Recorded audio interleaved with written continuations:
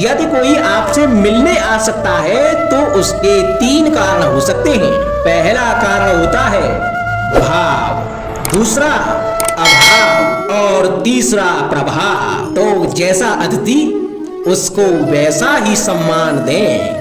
यदि आपके पास कोई भाव से आया तो उसे केवल आपका प्रेम चाहिए, आपका सानिध्य चाहिए। और यदि कोई अभाव में आया तो उसकी उतनी सहायता अवश्य करें कि जितनी आप करने में सक्षम हो, परंतु उतनी भी ना करें कि वो आपकी सहायता का दुरुपयोग कर बैठे। और यदि कोई प्रभाव में आया तो स्वयं पर अभिमान ना करें, क्योंकि जीवन में कभी ना कभी आप भी भाव अभाव प्रभाव के चक्रव्यूह में फंस सकते हैं।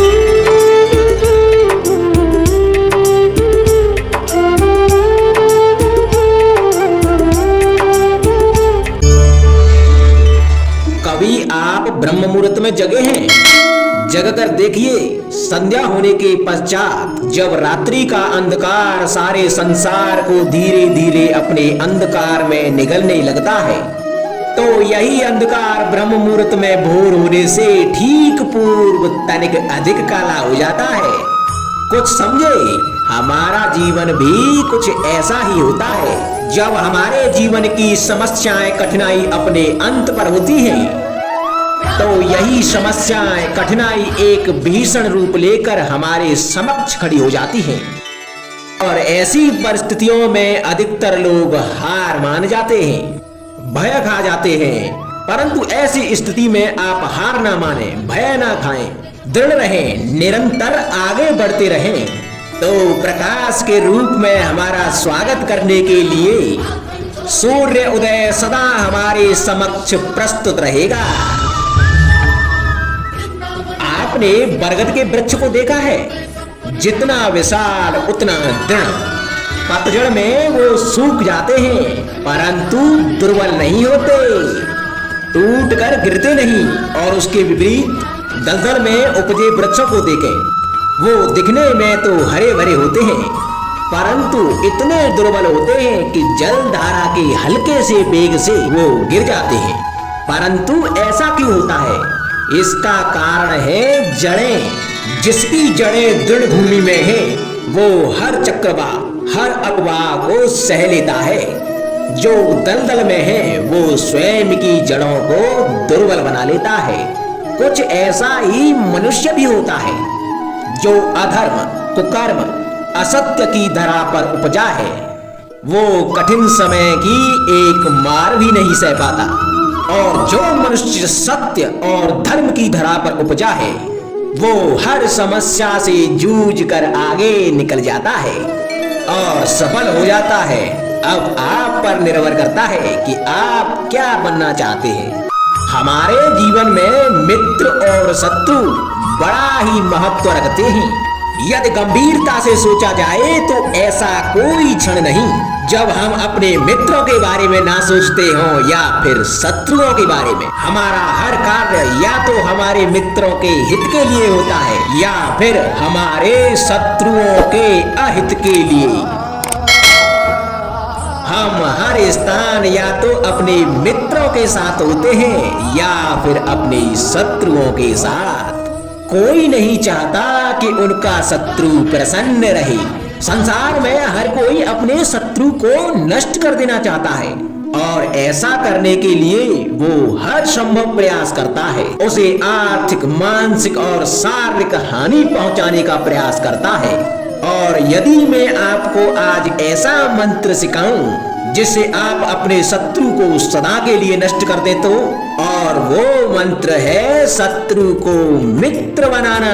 अपने सभी शत्रुओं को अपना मित्र बना लीजिए और आपके सारे शत्रु स्वतः ही समाप्त हो जाएंगे। राधे राधे।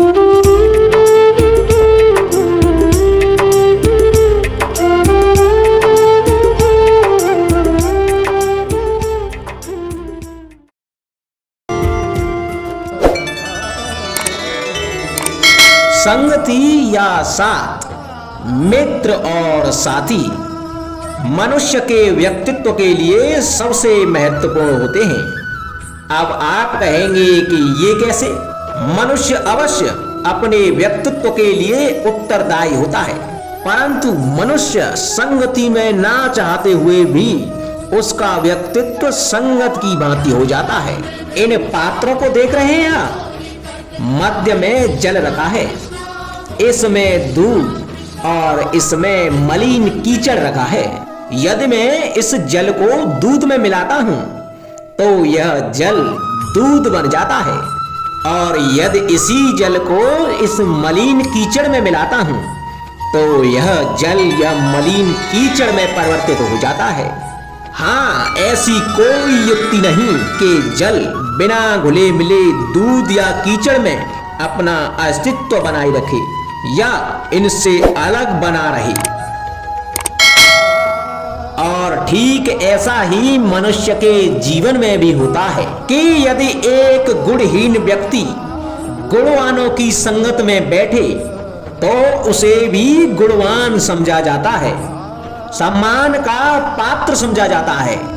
और यदि एक गुणवान व्यक्ति गुणहीनों की संगत में बैठे तो उसे भी तिरस्कार मिलता है। इसलिए अपने जीवन में संगति सोच समझकर सावधानी से चुनिएगा। कभी खेत में किसी किसान को खेती करते देखा है? वो उसे सींचता है, जोतता है, पशु पंछियों से खेत की फसल की रक्षा करता है, परंतु एक बात का वो सबसे विशेष ध्यान रखता है कि कहीं खेत में खरपतवार न उग जाए, क्योंकि एक खरपतवार का लान खेत की सारी फसल को नष्ट कर सकता है। ठीक उसी प्रकार यदि वंश की कोई संतान खोटी निकल जाती है तो वह समूचे वंश का सर्वनाश कर देती है। इसीलिए संतान के लालन पालन में ध्यान देना आवश्यक होता है, क्योंकि संतान वो फसल होती है जो वंश की आने वाली पीढ़ी को महान बना सकती है या फिर वंश का पतन भी कर सकती है। मनुष्य के जीवन में संतान का बहुत महत्व है। उस संतान के लिए वो कितने कष्ट सहता है, उसे पालता है, पोसता है, और यदि यही संतान उसके संताप का कारण बन जाए तो क्या ये उसका दोष है? अधिकतर ये दोष हमारे लालन पालन का होता है। बचपन में बालक के हठ को मानकर हमें आनंद की अनुभूति अवश्य होती है, परंतु धीरे धीरे अपने बालक के हठ को मानकर उसके हठ के दास हो जाते हैं। एक हठी उद्दंड और असंस्कारी संतान उस सूखे वृक्ष के समान होती है कि यदि उसमें आग लग जाए तो वो सारे वन को भस्म कर डालती है। और स्मरण रहे, जब उसमें अग्नि लगती है तो वह सबसे पहले स्वयं के घर को ही भस्म करती है। इसलिए जब आवश्यकता हो तो अपनी संतान के हठ का विरोध करें, उसे रोकें, क्योंकि समय रहते ऐसा ना किया गया तो भविष्य में इस समस्या के परिणाम गंभीर हो सकते हैं। प्रतिज्ञा, वचन, ये सब मनुष्य ने समाज को सही दिशा में रखने के लिए बनाए हैं। वो मनुष्य ही क्या जिसके जीवन में नियम ही ना हो, जिनका वो पालन ना करे, परंतु समय के साथ चलने के लिए नियमों को भी बदलना आवश्यक होता है, क्योंकि ये आज का समय ही तो है जो बीत जाने के बाद इतिहास बन जाएगा। यदि आवश्यकता पड़ने पर नियम और प्रतिज्ञा भंग न की जाए, समय की मांग के प्रतिरूप अपनी प्रतिक्रिया ना बदली जाए, तो इतिहास हमें कभी क्षमा नहीं करेगा। आवश्यकता पड़ने पर आपकी तोड़ी हुई एक प्रतिज्ञा, एक बंधन कभी कभी पूरे मानव इतिहास को बड़े विनाश से बचा सकता है। इसलिए नियम, प्रतिज्ञा, वचन कुछ नहीं, कुछ है तो केवल समय, अर्थात जिसके अनुरूप चलने वाला ही सफल हो सकता है। कभी किसी पंछी को घोंसले की नींव बनाते देखा है? अथक परिश्रम करके तिनका तिनका बिटोर के वो पंछी अपना घर बनाता है, अपनी संतान के लिए एक सुरक्षित घर बनाता है। और कहीं से तीव्र आंधी आती है, बारिश आती है और उसका घर तिनका तिनका करके बिखर जाता है। फिर वो पंछी रोता नहीं, ना ही विलाप करता है, वो बिना विलंब करे फिर से अपना घोंसला बनाना प्रारंभ कर देता है और सफलता पाता है।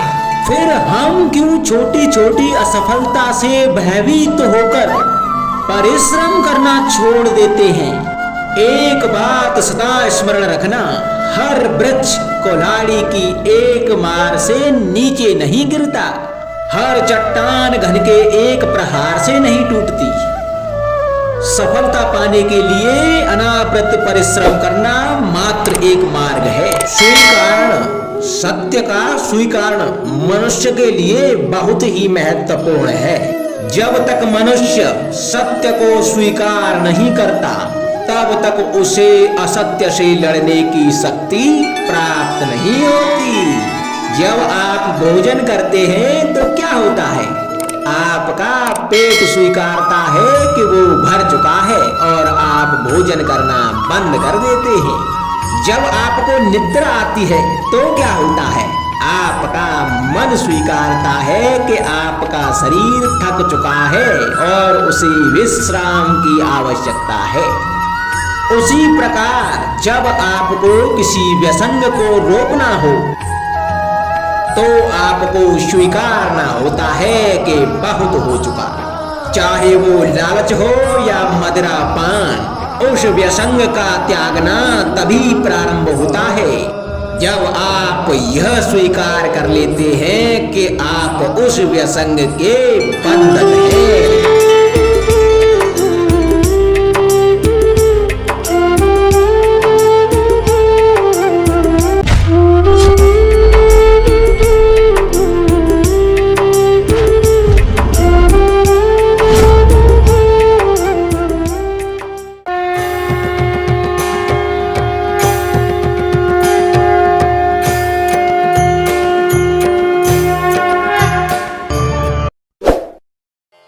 मनुष्य के जीवन में संतान का बहुत महत्व है। उस संतान के लिए वो कितने कष्ट सहता है, उसे पालता है, पोसता है, और यदि यही संतान उसके संताप का कारण बन जाए तो क्या वो उसका दोष है? अधिकतर यह दोष हमारे लालन पालन का होता है। बचपन में बालक के हट को मानकर हमें आनंद की अनुभूति अवश्य होती है, परंतु धीरे धीरे बालक के हट को मानकर उसके हट के दास हो जाते हैं और एक हरी उदंड और असंस्कारी संतान उस सूखे वृक्ष के समान होती है। यदि उसमें आग लग जाए तो वो सारे वन को भस्म कर डालती है। और स्मरण रहे, जब उसमें अग्नि लगती है तो वो सबसे पहले स्वयं के घर को ही भस्म करती है। इसलिए जब आवश्यकता हो तो अपनी संतान के हट का विरोध करें, उसे रोकें, क्योंकि समय रहते ऐसा ना किया गया तो भविष्य में इस समस्या के परिणाम गंभीर हो सकते हैं। नियम, प्रतिज्ञा, वचन, ये सब मनुष्य ने समाज को सही दिशा में रखने के लिए बनाए हैं। वो मनुष्य ही क्या जिसके जीवन में नियम ना हो, जिनका वो पालन ना करे, परंतु समय के साथ चलने के लिए नियमों को भी बदलना आवश्यक होता है, क्योंकि ये आज का समय ही तो है जो बीत जाने के बाद इतिहास बन जाएगा। यदि आवश्यकता पड़ने पर नियम और प्रतिज्ञा भंग ना की जाए, समय की मांग के अनुरूप अपनी प्रतिक्रिया ना बदली जाए तो इतिहास हमें कभी क्षमा नहीं करेगा। आवश्यकता पड़ने पर आपकी तोड़ी हुई एक प्रतिज्ञा, एक बंधन कभी कभी पूरे मानव इतिहास को बड़े विनाश से बचा सकता है। इसलिए नियम, प्रतिज्ञा, वचन कुछ नहीं, कुछ है तो केवल समय, जिसके अनुरूप चलने वाला ही सफल हो सकता है। कभी किसी पंछी को घोंसले की नींव बनाते देखा है? अथक परिश्रम करके तिनका तिनका बिटोर के वो पंछी अपना घोंसला बनाता है, अपनी संतान के लिए एक सुरक्षित घर बनाता है। और कहीं से तीव्र आंधी आती है, बाहरी वर्षा होती है और उसका घर तिनका तिनका करके बिखर जाता है। फिर वो पंछी क्या करता है? वो रोता नहीं, ना ही विलाप करता है। वो बिना विलंब करे फिर से अपना घोंसला बनाना प्रारंभ कर देता है और सफलता पाता है। फिर हम क्यों छोटी छोटी असफलताओं से भयभीत होकर परिश्रम करना छोड़ देते हैं?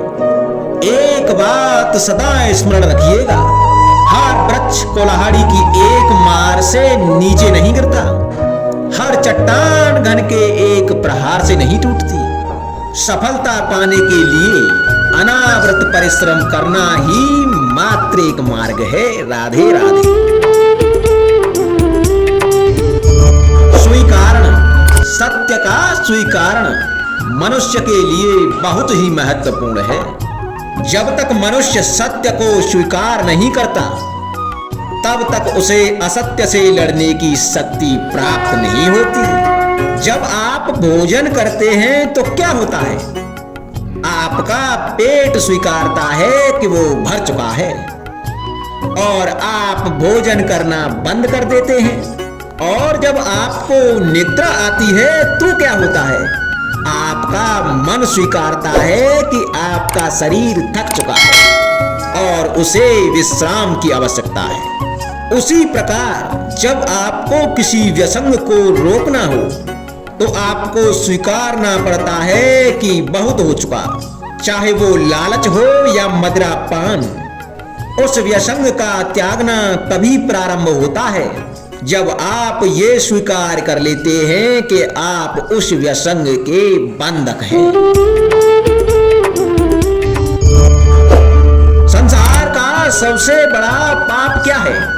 असत्य बोलना, हत्या कर देना, चोरी करना या किसी का अपमान करना। संसार का सबसे बड़ा पाप है किसी निर्बल को सताना, और संसार का सबसे बड़ा दंड भी उस निर्बल के मुख से निकली हाय है। आप देख रहे हैं मैं क्या कर रहा हूं? मैं लौह पिघला रहा हूं और लौह पिघलता है इस चमड़ी की बनी धुनकी से निकली हवा से। तनिक सोचिए, एक मृत पशु की खाल से बनी धुनकी इतने कठोर लोहे को भस्म कर सकती है। ठीक उसी प्रकार आप चाहे कितने भी शक्तिशाली क्यों न हो, यदि आपने किसी निर्दोष और निर्बल को सताया तो उसके मन से निकली हाय श्राप आपके जीवन को भस्म कर सकता है। स्वर्ण, सज्जन पुरुष और परोपकारी मनुष्यों की गति एक समान होती है। यदि स्वर्ण टूट जाए तो उसे गर्म करो, ताप दो और पिघल कर वह फिर से जुड़ जाता है। ठीक उसी प्रकार मतभेद होने के पश्चात भी एक सज्जन पुरुष और महान पुरुष फिर से मित्र बन जाते हैं।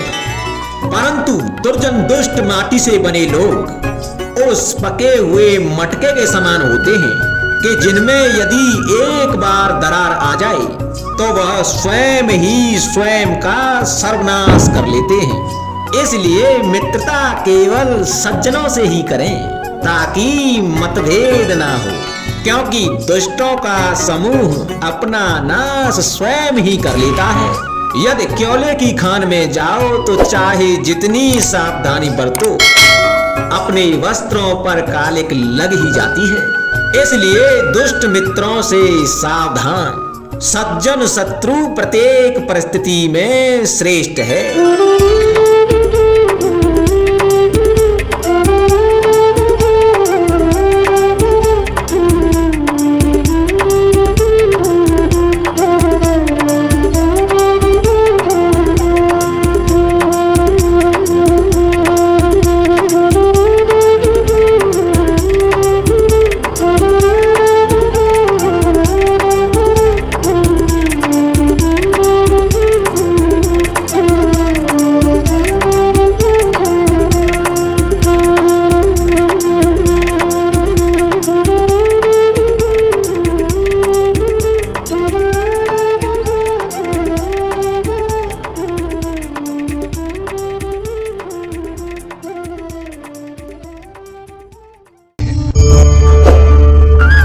प्रत्येक मनुष्य सफलता पाने के लिए कार्य करता है। कुछ सफल होते हैं, कुछ नहीं होते, और जो सफल नहीं होते वो अपनी असफलता का कारण या तो अपनी परिस्थितियों को बताते हैं या अपने सहयोगियों को दोषी ठहराते हैं। परंतु क्या वास्तविकता में ऐसा ही होता है? क्या कोई परिस्थिति या कोई व्यक्ति किसी की असफलता का कारण बन सकते हैं? उत्तर हाँ भी है और ना भी। अब आप कहेंगे कैसे? आप इस तितली को देख रहे हैं, आपने एक मक्खी को भी देखा होगा। प्रकृति ने दोनों को समान गुण दिए हैं रस पान करने का। एक तितली फूलों पर जाकर उसका रस लेती है और इस अवस्था में नए फूल खिलने की व्यवस्था भी करती है, और मक्खी घाव पर बैठती है और घाव को सड़ाती है और रोग भी फैलाती है।